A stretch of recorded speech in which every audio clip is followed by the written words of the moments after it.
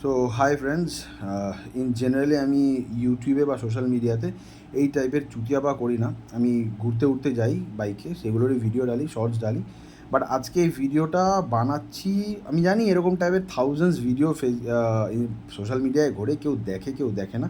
But আমি এটা বানাচ্ছি একটাই রিজনে, যার জন্য বানাচ্ছি, যদি সেটা দেখে থাকে তার জন্য এটা বানাচ্ছি। টপিকটা হলো, মানে আমার সঙ্গে যদি একটা মেয়ের দ্বারা হয়েছে, আমি মেয়েদের নিয়েই বলছি ব্যাপারটা। প্রবলেমটা হলো, লাইফে কিছু এমন মেয়ে আসবে যারা থ্রু আউট আপনাকে ইউটিলাইজ করবে, তারপরে সাডেনলি একদিন আপনাকে এমন ফিল করাবে যে আজকে যে রিলেশনটা আমরা রাখতে পারছি না সেটা টোটালটা আপনার দোষ, তাদের কিছু করার নেই, তারা টোটালটা ভিকটিম। মানে পৃথিবীতে যত ভুল, যত দোষ এন্টায়ার পৃথিবী করেছে, 114 কোটি মানুষের দোষ, ওই একটা ব্যক্তির দোষ নেই, সে শুধু ভিকটিম হয়ে আছে। তো মানে 2-4 বছর রিলেশন থেকে বেরিয়ে গেলে 2 মাস লাগবে না, নতুন বয়ফ্রেন্ড রেডি হয়ে যাবে, আবার সেই বয়ফ্রেন্ডকে ছেড়ে ঘুরে আপনার গায়ে চলে আসবে। যখন আপনাকে দরকার তখনও আপনাকে ইউটিলাইজ করবে লিটারেলি।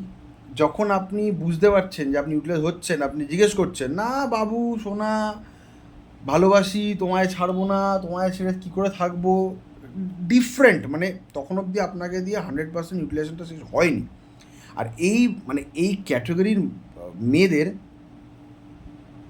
কিছু ফেসিলিটিস আছে, মানে গড গিফটেড ফেসিলিটিস। যেমন এদের যে ফেসটা ভগবান দিয়ে পাঠায়, সেটা এতটাই ইনোসেন্ট ফেস যে তারা যদি 10-12টা খুন করে দিয়েছে, খুন মানে আমি বলছি না চাকু দিয়ে কাউকে মেরে দিয়েছে, মানে 10-12 জনের ইমোশান নিয়ে খেলে ফেলে যে চুতিয়া বানিয়ে দিয়েছে, তারপরেও লোকে বিচার উড়িয়ে বাবা এনি অসম্ভব। মানে এই টাইপের ফেস তারা গড গিফটেডলি পেয়ে গেছে, আর ওরা সেটাকে জানে কী করে ইউটিলাইজ করতে হয়।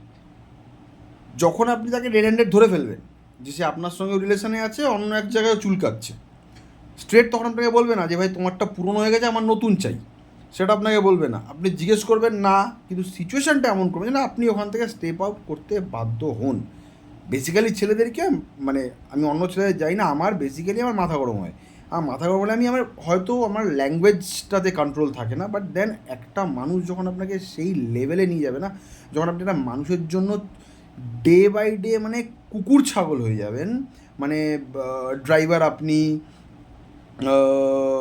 বাবা আপনি, ডাক্তার দেখানোর দায়িত্ব আপনার, ড্রাইভারি করার দায়িত্ব আপনার, তার মানে সে তখন আপনার প্রতি এতটাই প্রেমে পাগল যে আপনার সে ভিতরে ব্রাটা কী পড়বে সেটা আপনি ডিসাইড করে দিচ্ছেন।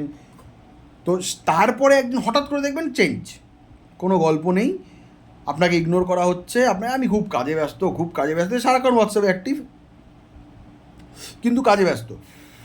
তারপরে আপনি দেখবেন ভিডিও ছাড়ছে, আমার কথা বলার লোক নেই। এবার আপনি একদিন গিয়ে রেড হ্যান্ডেড ধরলেন, তখন গল্পটা হয়ে গেল পুরো অন্য। তখন আর টপিক এটা রইল না যে ও কারোর সঙ্গে ডাবল টাইমিং করছে, টপিকটা হলো তুমি আমার সঙ্গে এটা করেছিলে, তুমি আমার সঙ্গে ওটা করেছিলে, তার জন্য আমার এটা হলো, তার জন্য আমার ওটা হলো। ডবল টাইমিংয়ের আর কোনো কনসেপ্ট নেই। ও যে দুদিকে দুজনকে নাচাচ্ছে তার কোনো কনসেপ্ট নেই। সোমনাথকে নাচাচ্ছে না, সৌরভকে নাচাচ্ছে না, সুদীপকে নাচাচ্ছে, সেটার আর কোনো কনসেপ্ট নেই। কনসেপ্টটা হলো আপনি তখন কী কী ভুল করেছেন।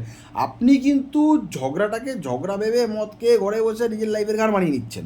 মানে আপনি ঘরে বসে আছেন, পুরো দুর্গাপূজা শেষ, আপনি মদ খাচ্ছেন, আরে আমি খুব দুঃখী, আপনি ভেবেছেন একটা নর্মাল ব্রেকআপ যেরকম হয় ঝগড়াঝাটি, সে তখন আলাদা ঘুরছে, মস্তি করছে, কাজ করছে, দুর্গাপূজায় সেলিব্রেশন চলছে, আপনি চুতিয়া ঘরে বসে মদ খাচ্ছেন, লিভার ফুলাচ্ছেন। তারপরেও আপনার লাইফে সে আবার ফেরত আসবে, আমি ভুল করেছি, করা উচিত হয়নি, তুমি এটা করেছিলে বলে আমি এটা করেছি, কারণ তখন আপনাকে পুরোপুরি ইউটিলাইজটা করা হয়নি, তার জন্য আপনার লাইফে আবার ফিরে আসা। এবার আপনার লাইফে আবার ফিরে আসলো, আপনাকে দিয়ে যেগুলো দরকার, এই দরকার সেই দরকার মিটানো, সব কিছু করা হলো, করার পরে আবার যখন দরকারটা ফুরিয়ে গেল, মানে বেসিক্যালি তো এটা তাদের ক্যারেক্টার, এরা বেশি দিন থাকতে পারে না একটা জায়গায়। তারপরে আপনি একদিন রেন্ডারেট ধরলেন, তখন আমাকে বলবে যে হ্যাঁ তোমার সঙ্গে আর থাকা যাচ্ছে না, তুমি এই প্রবলেম, তোমার ওই প্রবলেম, আমি এখন ওর সঙ্গে থাকছি। বাট যখন আপনি জিজ্ঞেস করছেন তখন আপনাকে বলবে না, সিচুয়েশানটা এমন ক্রিয়েট করবে। তো আমার রিকোয়েস্ট, আমি জানি কোনো মেয়েরা এখানে কোনো কমেন্ট করবে না, কোনো লাইক দেবে না, এই ভিডিওটা হয়তো 2-4 জন দেখবে আর কেউ দেখবেও না, বাট দেন স্টিল যারাই দেখবেন, যারাই অ্যাটলিস্ট এই গেমটা খেলবেন না সোশ্যাল মিডিয়ায় ফোন করে বা ভিডিও করে, যে যদি আমি কারোর ক্ষতি না করি ভগবান আমার ক্ষতি করবে না। Don't play this kind of nonsense game. যদি আপনার ডাবল টাইমিং করার ক্ষমতা থাকে তাহলে বুক ঠুকে বলার ক্ষমতা রাখুন যে হ্যাঁ আমি লোকের ক্ষতি করেছি তাই আমার ক্ষতি হয়েছে।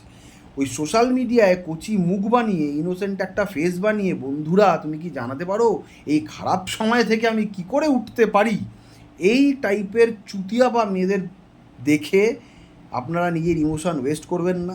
যারা বুঝতে পারছেন যে আপনাদের লাইফে এরকম টাইপের সিন চলছে, মানে আমার 38 বছর বয়স, আমি আবার 38 বছরের এক্সপিরিয়েন্স দিয়ে কথাটা বলছি, যারা বুঝতে পারছেন এরকম টাইপের কোনো একটা টক্সিক মানুষের সঙ্গে আপনি ফেঁসে গেছেন, টাইম ওয়েস্ট না করে সিম্পলি ওখান থেকে বেরিয়ে আসুন। আমি জানি কথাটা বলতে খুব ইজি, আপনিও বুঝতে পারছেন আমি বেরোতে পারিনি, আপনিও হয়তো বেরোতে পারবেন না, but it's our request as soon as possible ওখান থেকে বেরোন, নিজের লাইফটাকে সেট করুন।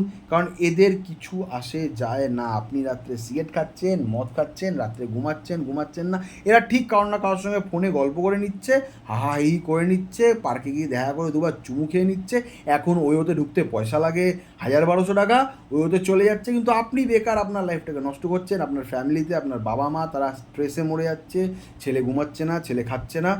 এই আমার একটা মাত্র রিকোয়েস্ট, এরকম টাইপের রিলেশানে যারা যারা আছেন প্লিজ রিলেশান থেকে বেরোন, এই টাইপের মেয়েদেরকে ভরসা করবেন না। আমার কাছে, আমি নামটা বলছি না কারণ আমি চাই না আমার সঙ্গে খারাপ হয়ে যায়, আমি কারো খারাপ করতে চাই না। আমি যদি চাই আমি এমন করতে পারি, আমার কাছে কিছু এমন ডকুমেন্টস আছে যে সে তার চাকরি বাকরি তো দূর, সে তার পাড়ায় মুখ দেখাতে পারবে না, বাট দেন আমি করছি না, আমি করবো না। কারণ সে যদিও গেম খেলেছিল, আমি তো গেম খেলিনি, আমি তাকে ছেড়ে আবার ফেরত আনা সব কিছু ভেবে ভালোবাসার এগেনস্টেই করেছিলাম। বাট দেন ঠিক আছে, সে গেম খেলেছে, যদি সে গেম খেলে থাকে, যদি ভগবান বলে কিছু থাকে, কার্মা আজকাল প্রচুর চলছে, আমিও মানি, বেসিক্যালি আমি কার্মা মানি। আমার লাইফে আমি কিছু এমন মিস্টেক করেছি, হয়তো সেই সময়টা আমার ক্লাস 10, 11, 12, সেই সময় আমার ক্যাপাসিটি ছিল না যে আমি সেই সময় ওই ডিসিশনটা অত স্ট্রংলি নেব, বিকজ আমি সেই সময় আমার বাবা মার উপরে ডিপেন্ডেন্ট ছিলাম। বাট আমি আমার লাইফে ডিপেন্ডেন্ট হওয়ার পর বা যখন আমার একটা স্টেপ নেওয়ার ক্যাপাসিটি, তারপরে আমি কোনোদিন এরকম স্টেপ নিইনি। সো আমিও কার্মায় মানি। যদি কার্মা থেকে থাকে তারা তাদের যে ভুল সেইটা নিজেরাই পাবে।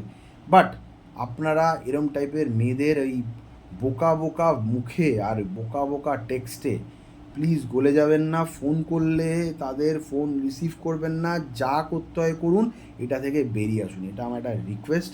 আমি জানি আমি মানে I am not use to in this kind of videos, আমি জানি না কী বলতে হতো, কতটা ভালোভাবে বলতে হতো, কতটা কতটা ইমোশান দেখিয়ে, মানে ওই ফেক ইমোশানটা আমার আসে না। আমি কাউকে গালাগালি দিলে মুখের ওপরে দিই, ভালো কথা বললে মুখের ওপরে বলি। সো আমার ওই ফেক ইমোশানটা তো আসে না। তো যদি কেউ আমার প্রবলেমটা রিলেট করতে পারেন আর সেটা যদি আপনি ফেস করছেন, ওখান থেকে বেরিয়ে আসুন। Thank you.